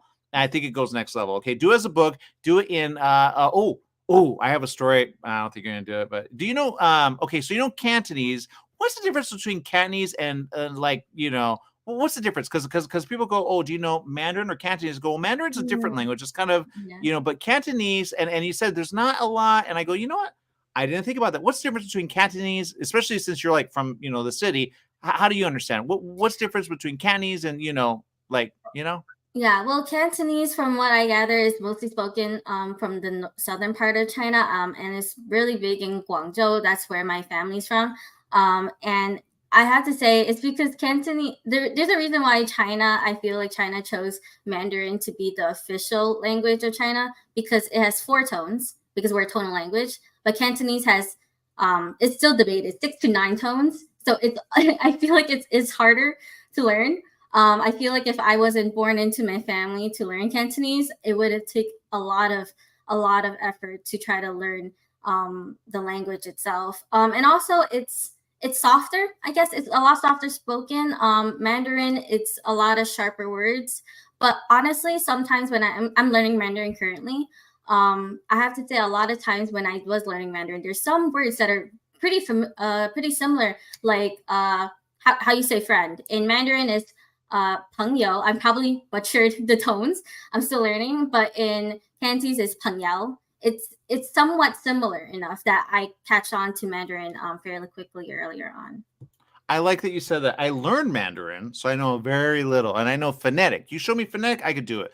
But you're right, Cantonese, I just cannot get. And the writing, I'm like, they were like, I'm not even ready with the words, seriously. And then they're like, no, you got to do this. I go, no, you don't get it. I don't, because I learned that you can say something and it means like something very innocent, and then you put the wrong tone on it and it means pig. And I'm like, what if that's a woman? I don't want to call a woman a pig. They're like, you did not get it right. What's wrong with you? And I live like in San Gabriel, where there's a lot of Chinese, and they love all of it. And I can tell when the person's Cantonese, because it is very loud. It's a very loud language, but Mandarin's a very soft language. And they say, if you know, like, and people will fight me on this, but I had a professor tell me this. He said, if you know Japanese, you could learn Spanish. I said, what? That doesn't make sense. But somebody said, if you know Spanish, you could learn Chinese. I said, what? That doesn't make sense. But anyway, there's the answer. Okay, they're all tied. I'll figure it out one day, but there you go. Thank you, Wei, for spending time with us, and keep it going, okay? All right, thank you. Have a good day. Bye. All right, bye. We have more right after this. Stay tuned. In the beginning, all films were short. It's not a charity. We're not here to help you. We're not here to help your cause. We're there to make our money make money. It probably takes a year to 2 years to really start seeing money. That title of executive producer on a feature is not the same as the title of executive producer on a television show. Don't give yourself a bad review before you start. I'm sorry, I'm super awesome, and this is my pitch. We have with us Julia. Julia, I'm going to say this, all right? First of all, I love the books behind you. I'm sure they all mean something very important. But you have something, and I'm looking, okay, because we're all about the animation thing. I don't know if everyone knows that, but everybody loves animation. And I will say the animation that you do on this particular film is very interesting. And I say it's good, and I have a story, I guarantee. But when I find out how long it's going to take to make it, I'm going to say forget it, because I just don't have the money. I invested everything. But it's called Dragonfly. It's an anime short, according to this. But you tell me what it is, Julia. It's an animated short. It's about the Tokyo firebombing of March 9th through 10th, 1945. So, maybe not the most happiest of stories, although Doesn't have Although to I be. do like to say that it has a hopeful ending, and it's inspired by the lives of my maternal grandparents, who I never met. So I loved listening to Wei just before me, and I felt very connected to her in her telling her story. But yeah, it was inspired by an interview I did of my mom when I got the bug, like in my 20s, to finally start researching my family history. I don't know if you ever got that bug. And I learned that my maternal grandparents were in Tokyo during World War II, but they had to leave because of a big fire.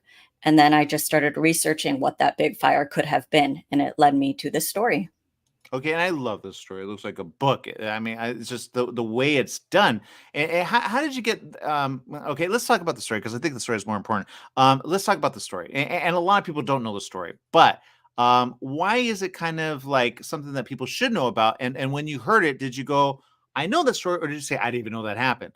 Yeah, so that's the thing. So when my mom, literally, it was like, oh, there was a fire and they had to move out of Tokyo back to the family farm. I was like, okay, I'm thinking a building fire, right? And at some point I started researching what it could have been, Googling fires in Tokyo during, the 40s. And I was surprised that the Tokyo firebombing, it killed at least 100,000 people in one night. And it flattened, I think it was, like 16 square miles of the city. So I was surprised that I had never heard of it, because most of us, I would say, have heard of the atomic bombings. But this actually, within the night, had a higher death toll for within the night.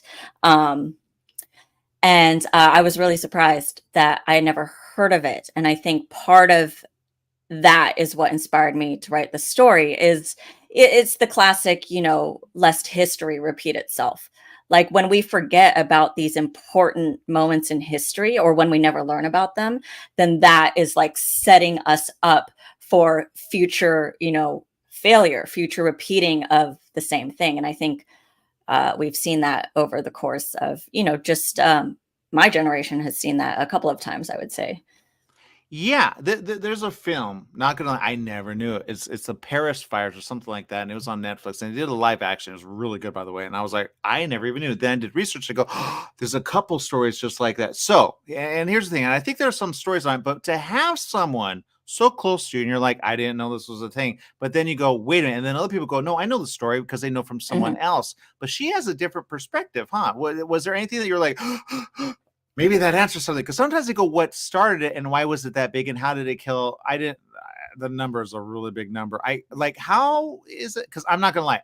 If it sounds familiar, not going to lie. Yeah. It feels familiar because you're right. It does happen again and again. And like you said, it happened at a time that people go, wait, what? Yeah.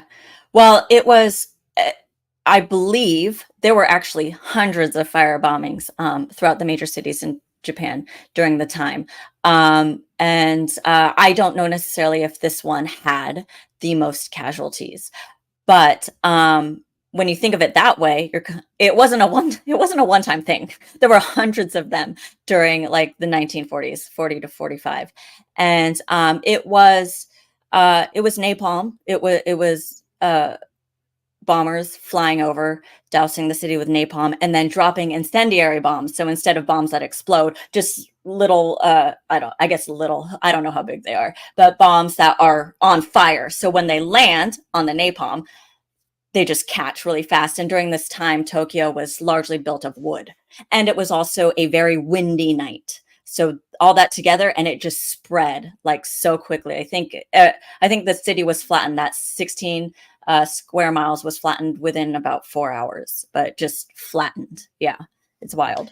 Yeah, see, that's the type of stuff we talk about here on the news, right? But here's what I say: if you have to live it, now here's my question: how does she survive?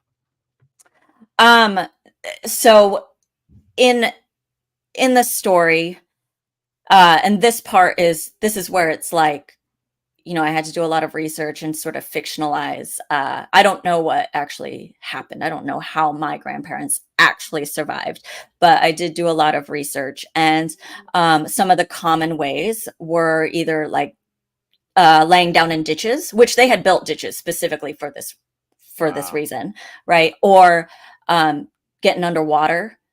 And there were a lot of rivers in Tokyo. So in this particular story, they make it to the river just in time. But, you kind of I think there's a very famous story about Hiroshima, the atomic bombing, where like one of the survivors, she went underwater and went up and like the world looked completely different. Like she didn't know what happened. So I kind of picture that sort of visual. Yeah. Yeah, and I'm glad you said that, because I think that's in Oppenheimer, right? Everybody says Oppenheimer, right? And I guarantee he's going to get an award. But you say, well, here's the perspective on the other side, because that's really what Oppenheimer's about. He regretted it in the end. Now they kind of do a whole, I don't know if you've seen it, but in a way, it's like that's the story of the guy who helped it. But I say there's other bombs just like it. We're not done with the atomic bomb. And I have a story about something I can't even say because then people take it. Anyway, the point is this, Julia. I'm glad you did this. I know it's animated, but it gets the ball rolling with people talking about it. And I know there's a film about it, I guarantee it. But it's a perspective that you have because it's family. And when you heard that and you did the research, what made you go, oh, I got to do this? Like, our family's way. And then I got to do it right. I know I cannot have it like all miserable because it's miserable. All of it's miserable. There's nothing good with anything on fire with napalm. And then Yeah. It's funny. It's actually part of a much longer story that I've been working on and off for, a very long time that covers more of my family history. So in that bigger story, that bigger script, this is a pretty small section. And I never imagined that I would be able to produce it because it's a firebombing. And actually a friend of mine who is also an associate producer on the film, her name is Fern Lim. One day after I told her this story, I think she had gone to a film festival and seen a block of animated shorts. And she texted me and she was like, have you ever, that story about the firebombing and your family that you told me like earlier today, have you ever thought about making an animated short of that? And I was like, no, I haven't. But then she planted this seed and it was like, well, I knew I could never afford to self-produce a live action version of this story at this time. But she planted that seed and I almost immediately, I think, started exploring it, like wrote the short version of the script and started reaching out to animators and friends that work in animation and asking them their opinion on how realistic making this film was. So once that seed was planted, I pretty much ran with it. Yeah, no one does this, but you got to hang on to those people because they go elsewhere. And then you say, hey, guys, I want to put you together again. And then they're good because you go, no, they're working on a big thing. Yeah, but they have time in between. Or sometimes somebody is like unemployed for a little and then they go, yeah, I have time. And then they help you. So hold on to them, okay? And just please share this with them. And can you give some credit to some of the people that helped you do that? Because it's hard to put an animated thing together, anything. Yeah, number one is my animation director, Maria Martelinero, who will be at the festival. And she has been with me on this project since 2019. So she is somebody who I did not know personally before the project. And she stuck with me for, the 4+ years. And then Eva Benitez, who currently lives in Mexico. So I've actually never met her in person. We worked remotely together. She was the lead animator. So she did what I would call all the heavy lifting of the animation. Those are the two people on my team that have actually been consistently working on the film for years. So they really are the backbone of it. Okay, I love it. I'm glad you brought it to La Femme. It's all about stories, and I'm glad it's a family thing. It's a horrible tragedy, but like I say, you might as well get it while you can, and then and I love there's so many things that I want to say about this, but I will say this: it's a story, and when you do the research, you go, "Wow, didn't know it was that bad." And there's a lot of stories coming like that because everybody's like, "How come the U.S. is now friends with how come they're all friends now when they did all that?" And you go, "Well, we cannot forget that." Because if it gets there again at some point, they go, it's not going to get there. Go, how did it get there to begin with, right? So then you go, wait, and then everybody goes, well, this happened, that happened, that happened. meaning, everybody's responsible. I go, yeah, but you cannot forget the harm it does at the end, which is the people that are affected. And although, and it looks like you're people would say, oh, you have it right, but I say, but it still affects the family. You don't know how it affects, so thank you for getting this out, Julia. Thank you. Thank you. Absolutely. Thank you. All right, we got more right after this. Stay tuned.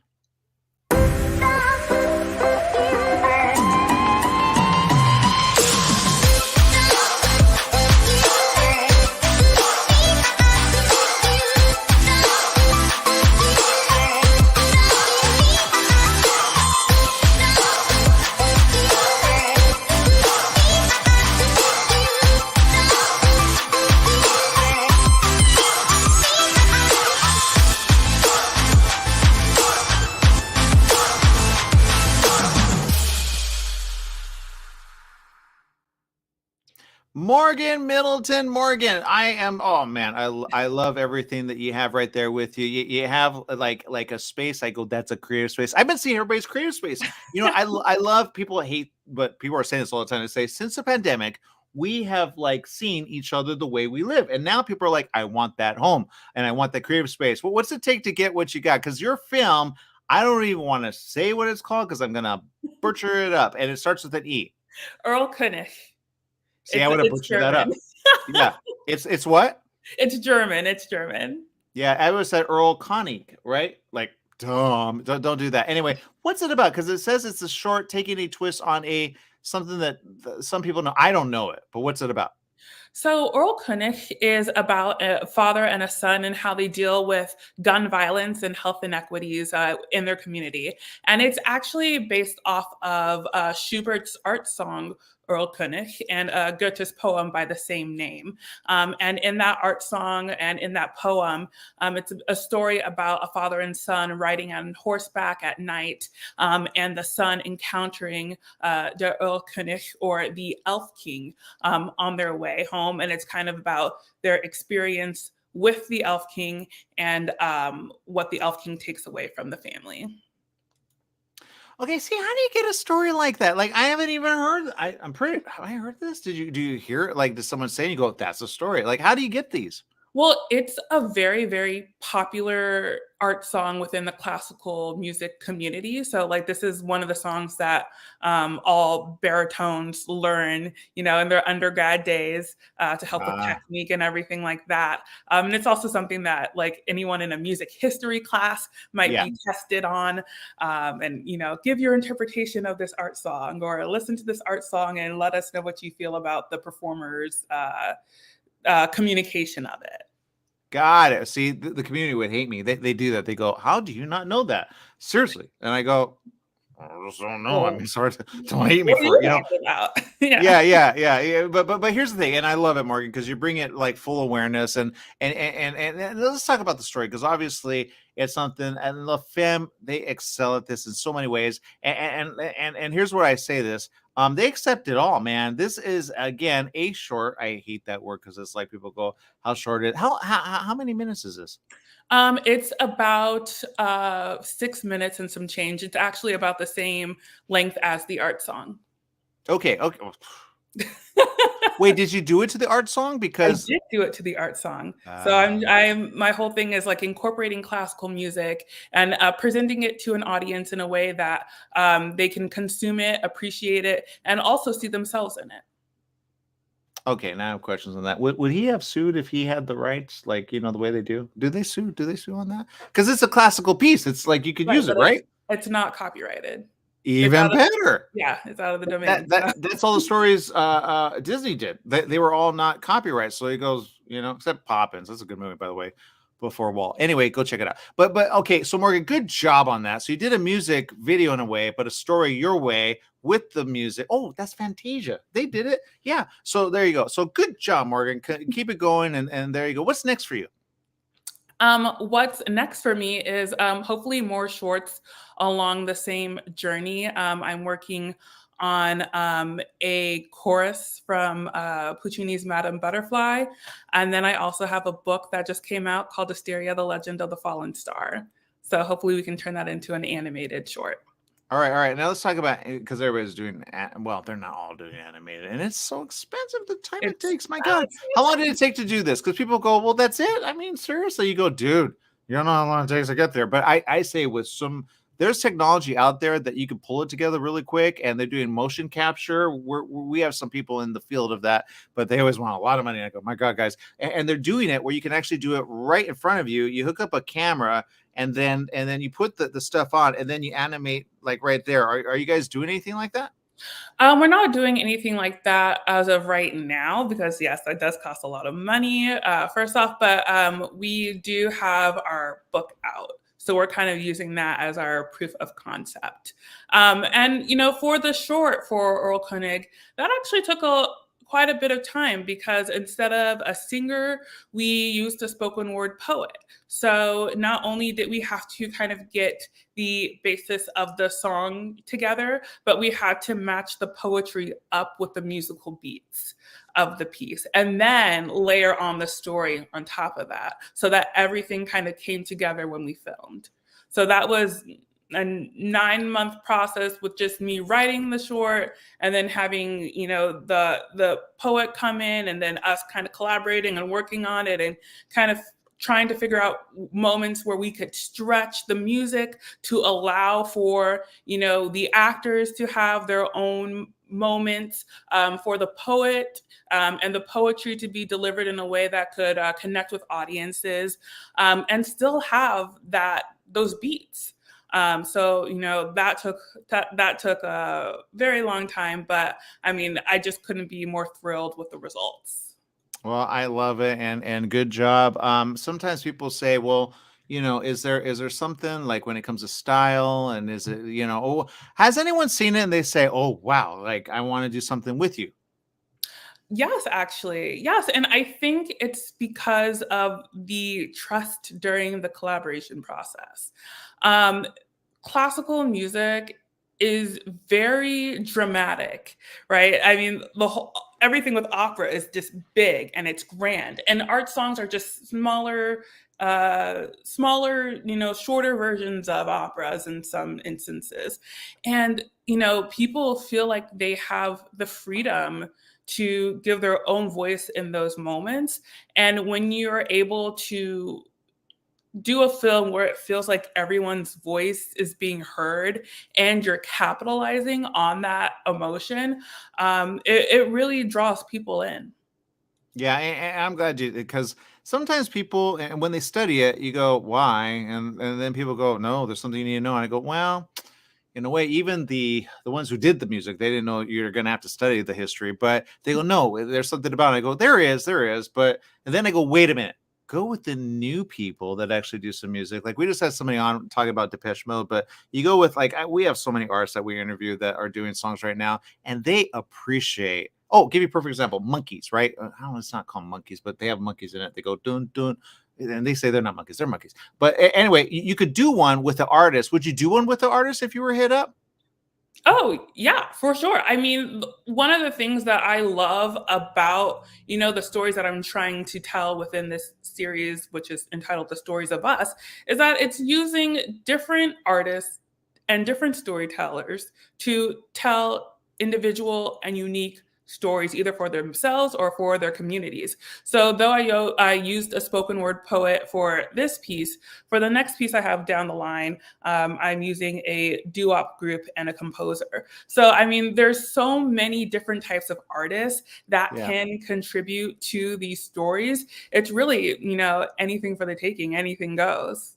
Yeah, I have a friend, I may have to introduce you, but she's on the other part of the world. But with social media, what it is, I mean, we can connect like this right away, as long as you're not in the block country. But anyway, you know what? Keep it going and keep doing what you're doing, and keep it, But I say this: team up with like a musician that's like right now, not someone who's dead, and then they'll give you the rights to be able to do it. You know what I mean? And then it goes next level, and they put your name at the end, or we put you in as director, and then you go whoa, and then you got money for days because then they do all their songs that way. Just team up with someone like that, okay? Okay. The dead person, you got nothing. There's nothing there. You got nothing about it. Yeah, he's like, thanks, yeah. All right, thank you, Morgan, for spending time with us. Thank you, Aaron. All right.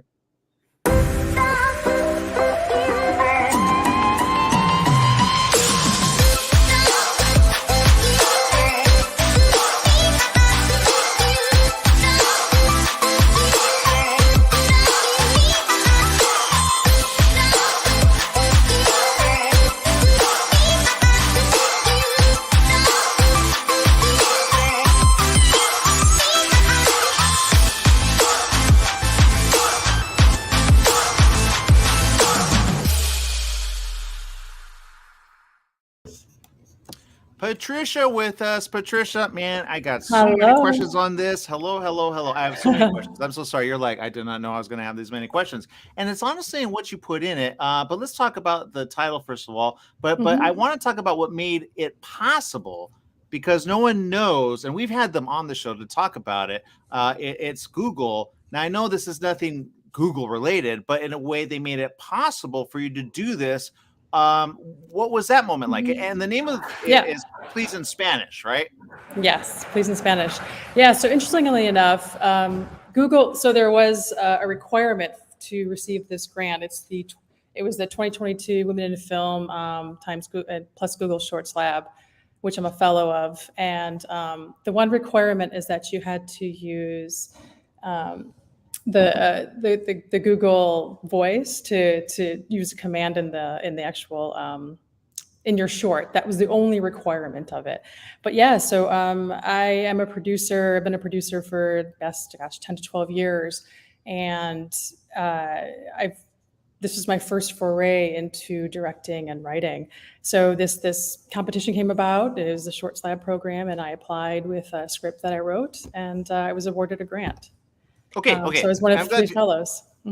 Okay, and people do not understand fellows. What's a fellow, just so people know? Yeah, so this program was great. It provided us with mentors. So I had a mentor, a directing mentor, a writing mentor, and then my 2 producers had producing mentors.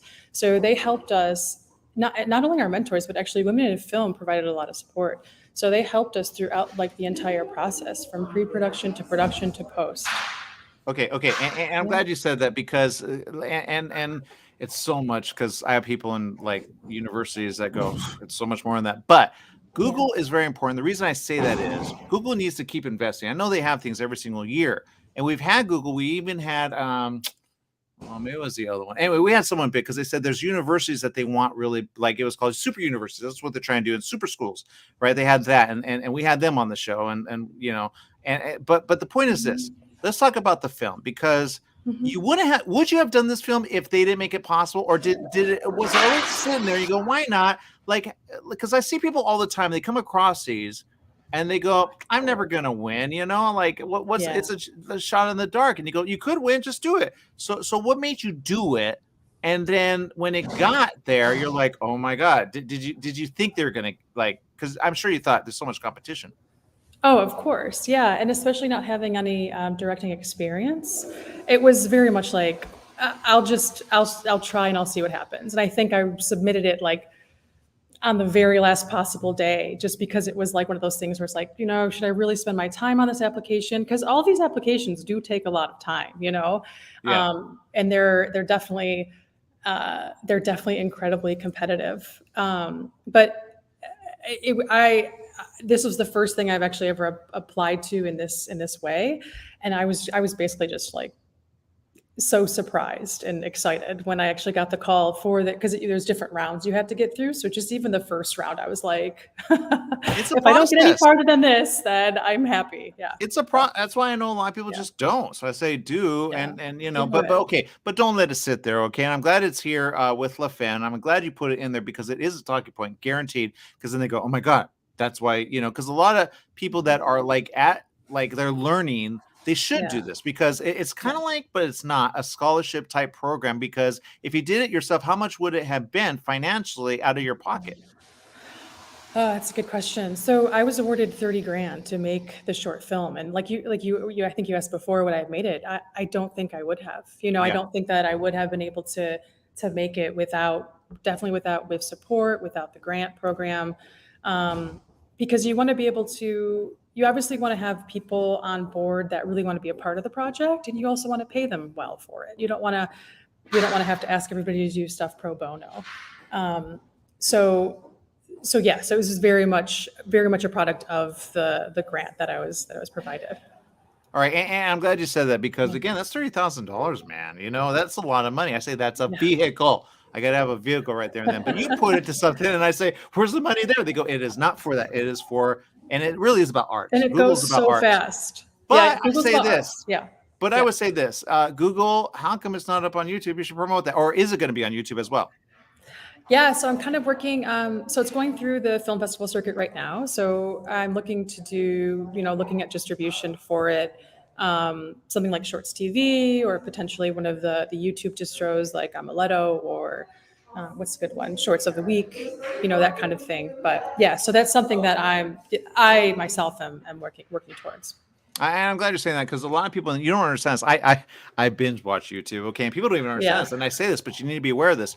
YouTube has all the big films and little films. I literally saw a little film, and they put the ads on. Now, some of them they do, you got to pay, right? And then they do free to watch with ads, okay? And you don't have to be a premium subscriber. So a lot of people are starting to put their stuff there, but they go, but how are you going to get it out there? You get on the list. So YouTube has a list. It's a short list, but it's free with ads, okay? And those, when they get out there, then if you have like a making of, this is how we did it, this is how we put it together, you do a little something like that, that's how you promote it, and then people want to see it, and there you go. Because there's one called Paper Something, I saw it, and it like all of views, and then you put your contact information there, and you go, we are for hire, and then you take it next level. You do that, you'll be good to go, because YouTube's everywhere, right? And they're international. Everywhere, and something can go viral, and you don't even know. Like you just have to kind of put it out there and hope that people respond positively to it and want to share it with others, because then that just creates a moment for your film and for your work as a filmmaker. We're on YouTube, by the way. We're going to promote that. I'm going to talk to Leslie, and we'll talk. But okay, so keep going, and then and I love for anyone watching. I hate this question, but it's so true. For anyone watching, do you think that there's something that they could do that, like, if they see a competition, just enter, and even if they don't get like 30 grand, I'm sure, is there like a first, second, third place as well? There were 3 fellows total that were selected. So there wasn't really, there was just the fellows. That's it. That were selected. Okay. But the point is, like, well, at least 3 were selected. But the point is, like, because people, there are young ones. How old were you when you entered this? How old was I? Mm-hmm. You really want to know? It was last year. So I'm going to be. Okay, you don't need to tell me that. Okay, I thought maybe like. No, because it takes time to do this. I don't know. How did you do it that quick? It was, it was like at the end of the pandemic, and I feel like time was a little bit more on our side in terms of our own personal projects. We had time to actually do them. So, it only took, I would say, I wrote the script maybe in a week, and then the actual application maybe another couple days.